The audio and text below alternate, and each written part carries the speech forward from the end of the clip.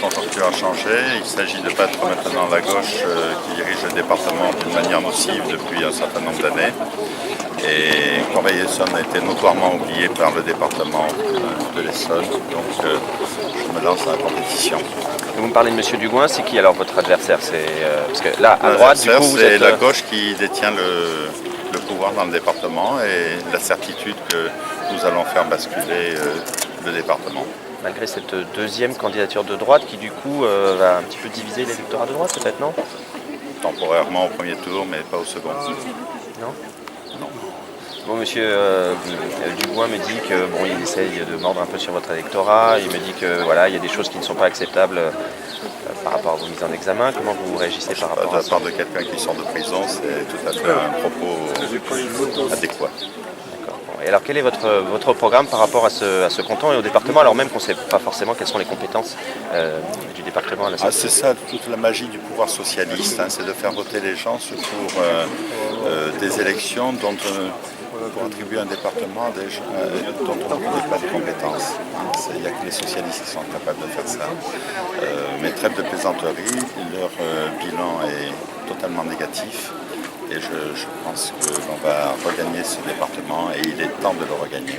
Nous sommes le seul département de France où moi j'ai cherché du premier lieu, comme responsable départemental du Parti Socialiste, à rassembler toute la gauche. Les Verts sont venus, non merci. C'est pas fréquent, il y a 4 départements en France, c'est le cas. Voilà. Une fois que les Verts sont intelligents. Ils sont souvent intelligents. Les radicaux de gauche, il n'y en a pas à Corbeil, mais sont venus. Les radicaux de gauche sont venus. Et en Essonne, la moitié du Parti communiste est rassemblée. Dans 9 cantons sur 21, quasiment la moitié, c'est le cas. Il se trouve à Corbeil-Essonnes que nous avons un communiste qui décidément n'a rien appris des défaites qu'il a subies. Carlos da Silva, qu'attendez-vous de ces élections? Moi j'attends un changement de ces élections et ce changement ce serait que enfin la gauche à Corbeil-Essonnes puisse battre Jean-Pierre Bechter et évidemment ce changement il passe par Marie-Hélène Bacon et Jacques Picard qui sont les candidats du Rassemblement de la gauche. Qu'avez-vous à proposer pour le département? Pour le département, on a à proposer le travail qu'on a déjà fait, c'est-à-dire pas d'augmentation d'impôts, évidemment beaucoup de choses pour les personnes âgées, pour les personnes en situation de handicap, beaucoup de soutien au développement économique et nous allons continuer dans cette direction. Pourquoi n'êtes-vous pas dans le binôme? Mais je suis dans le quadrinôme puisqu'il y a 4 noms. Je suis suppléant de Jacques Picard, qui est un militant convaincu, un militant de terrain, un militant corbeil-essonnois, un militant courageux et je suis très fier d'être dans ce binôme, bien au contraire. Pourquoi cette candidature? Cette candidature, elle est extrêmement simple. Il avait été proposé par le Parti Socialiste et les Verts à Bruno Perriou d'être le candidat d'union à Corbeil-Essonnes dans le cadre d'un accord départemental. Il n'a pas voulu, il voulait affirmer une position contre l'austérité et donc il nous fait courir le risque de ne pas être au deuxième tour, l'un et l'autre. C'est aussi simple que ça. Encore une fois, il joue la division, c'est navrant, atterrant même. Vous espérez tout de même un bon résultat? Moi j'espère un bon résultat, j'espère devant lui en tout cas. Après ça, moi je ne mettrai pas le bout de mon petit doigt à faire des pronostics sur le deuxième tour. Il y a trop de paramètres aujourd'hui.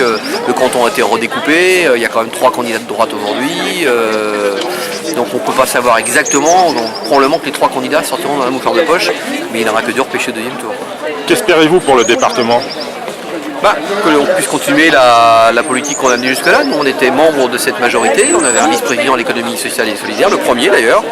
Et par ailleurs, c'est assez rare. On avait signé avec Jérôme Gage un accord politique avec un certain nombre de points très précis. Et point par point, ils ont été réalisés.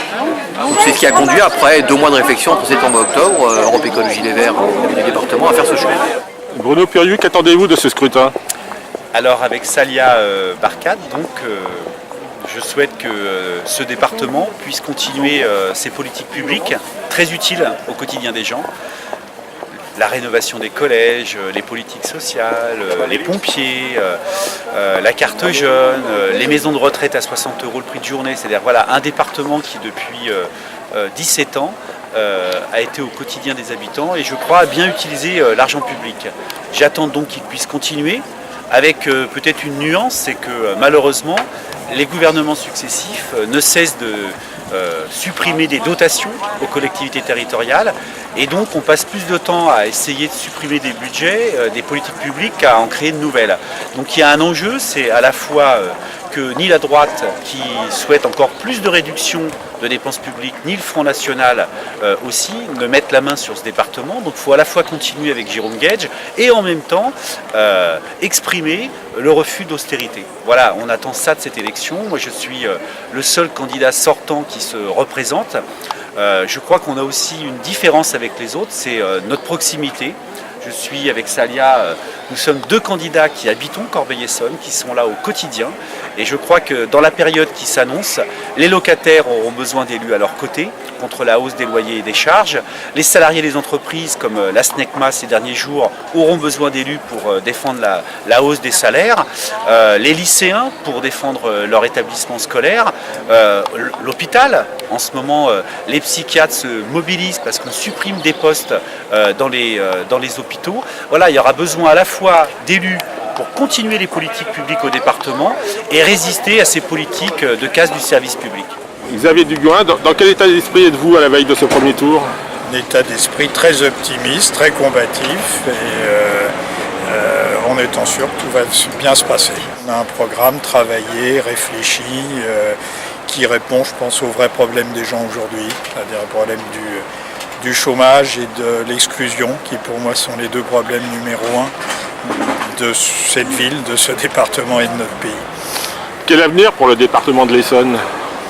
Il est entre les mains des électeurs. Ça dépendra de la nouvelle équipe qui est là, si elle est volontariste ou pas, de ne pas être autiste comme l'a été la gauche pendant des années, pendant 17 ans, et de traiter les vrais problèmes et les besoins des gens.